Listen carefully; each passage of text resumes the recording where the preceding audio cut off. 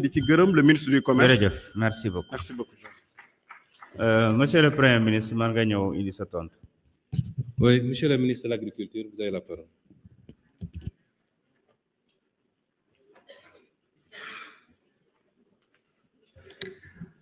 Merci, monsieur le Premier ministre.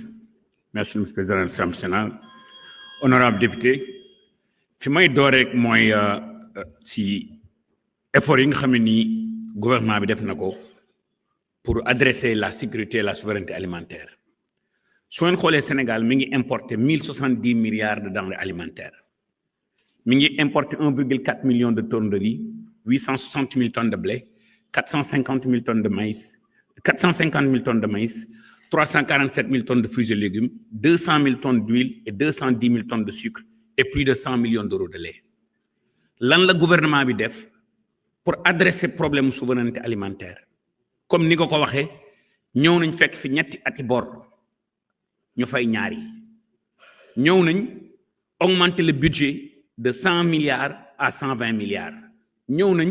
fépp fu baykat nekk dans les 14 régions du Sénégal 90% ba dem naa fa ànd ak sama naataango ministre des forces de défense et de sécurité ak administration locale ak l'appui du ministère de l'intérieur dem fépp fu baykat nekk non seulement fexe nañ ba nga jot jiwu à temps jot nga engrais à temps aussi ñu augmenter la dans l'accompagnement pour augmenter sa productivité soo xoolee tey Sénégal 18 millions de personnes la 14 régions 46 communes départementales 557 communes mais d'ici 557 communes yi 525 communes yi ay communes rurales lañ li ñu bëgg a def d'abord suñu gouvernement pour am souveraineté alimentaire moom mooy créer des coopératives agricoles communautaires pour mën di permettre baykat yi ñuy bay 12 mois sur 12 am productivité seen charge d'exploitation ñu wàññi ko indi énergie solaire former leen indi forage indi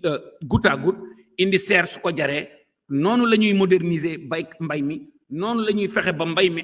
méngoog jamono noonu la ñuy indee productivité ba nga xam ne ni suñu 80% bi nga xam ne ni moom mooy force productive yi ñu mën a concurrencer ak képp ku ñu war a concurrencer te dinaa dellu si diggante Sénégal ak peut-être les petits producteurs man dama jàpp ne un pays dafa soxla ñaari moteur il y a l'agriculture familiale qui représente peut-être 65 70 ba 80% de la force productive ñooñu gouvernement bu bëgg a réussir dëkk bu bëgg a am autosuffisance ak souveraineté alimentaire il faut nga suqali leen nan lañ leen di suqalee mooy dañ leen di former dañ leen di formaliser dañ leen di accompagner dañ leen di finaliser dañuy yokk seen productivité pour ñoom ñu mun a rentable agriculture warta nekk rek ku amul loo def nga dem def agriculture man dama def 27 ans de banque gagné li ma yàlla di gagné li ma yàlla wërsëgale bitim réew bi ma ñëwee fii mënoon naa dem def ubbi ay cabinet finance defuma ko damaa xam ne mbay ak sàmm non seulement nit ki mën na ci gagné xaalis mais mën nañ ci créer des centaines de milliers d'emplois dama leen jox benn exemple mu daw on importe 450 000 tonnes de maïs c'est 90 000 hectares jëlal hectare de juróomi hectares yu nekk nga jox ko benn xale mu employé yeneen ñaari agripreneurs on crée 34 000 emplois on importe 100 millions d'euros de lait c'est l'équivalent de 400 millions de litres de lait nag bu nekk su dee dafay produire 25 litres de lait il faut muy nga dundal ko presque 25 kilos d'ensilage c'est encore combien d'hectares qu'on peut créer ñoo ngi importer tomate concentrée 15 000 tonnes c'est l'équivalent de 80 000 tonnes de tomates fraîches vous imaginez combien d'emplois on peut créer avec ça donc tey jii pour ñu mën a am autosuffisance ak souveraineté alimentaire son excellence président de la République ak premier ministre bi jàppale bi ñu jàppale mbay mi ak sàmm gi kenn naataanneetu kenn dutee ci man mii ministre bi gis ngeen ma xale yi nee nañ awma bureau am naa bureau parce que baykat bureau mooy tool yi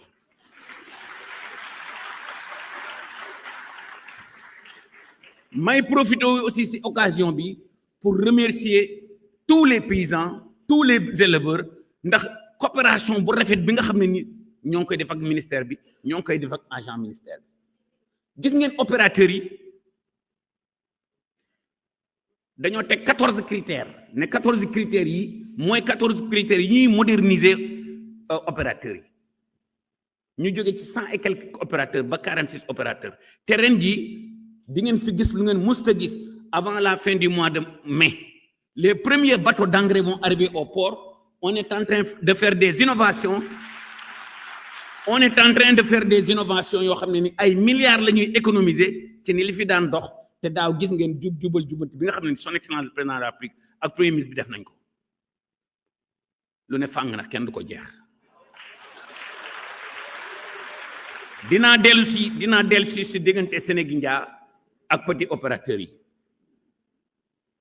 train dafay am locomotive am ay wagon locomotive bi mooy nekk agro industrie bi tey jii 90% de nos investissements 90% de nos subventions ci petit agriculteurs yi lay demul ci benn agro industriel waaye nax train dafay locomotive bi day am nga def ci 100 wagons man maa wax en tant que ministre de l'agriculture de la souveraineté alimentaire et de l'élevage su ma bëggee réussir 99% de mes efforts ci baykat yu ak sàmmkat yu ndaw yi lay jëm mais accélérateur bi agro industrie bi la gis ngeen ko vous m'excusez du terme après avoir quitté ce pays là 25 ans quand je suis revenu je me suis dit que Sénégalais yi dafa mel ni lu baax li dañ koy bàyyi lu ndaw li doxagul rek li ñuy doxal moom dañuy xool. On a fait 450 000 tonnes de production d'oignons. On a fait 250 000 tonnes de pommes de terre. Korité gi foo xool gis pomme de terre foo xool gis lu ñu nañuy wax ci loolu. donc fi may daaneele rek mooy autosuffisance fa muy doore mooy autosuffisance en semences certifiées. Directeur ISRA ak tous nos partenaires avec les opérateurs. On va vous donner l'autosuffisance en semences certifiées dans les 3 ans qui vont venir. Quand je dis 3 ans, c'est parce que dama bañ a wax muy dañ mais dans les 24 mois qui vont venir di ngeen gis ne changement commencé na am parce que autosuffisance en semences certifiées foofu la autosuffisance alimentaire di doore. Qui contrôle vos semences contrôle votre sécurité. Qui contrôle votre sécurité contrôle votre souveraineté. Donc dañu doore ci sama autosuffisance. Baykat yi on va dinañ gën a jàppale ANCAR. dinañ gën a jàppale DRDR yi lépp lu ñuy def dañ koy def ci coopérative agricole communautaire yi parce que loolu mooy moderniser agriculture beeg élevage bi fi may daaneele xool leen journée nationale de l'élevage bi son excellence président de la République inauguré dem leen laaj nit ñi ça fait 9 ans 9 bi mooy 9e édition bi interroger leen nit ñi ngeen ne leen si 9 ans yi si jàll ban moo gën a réussir parce que lan lañ def ensemble avec les éleveurs. dañu naan nit doo ko jiital ba pare di ko teqatal ensemble avec les éleveurs dañoo préparer document bi def la déclaration de Kaolack nit ñi di ci liggéey li may fi may daal rek mooy que ne ce pays nous allons le construire ensemble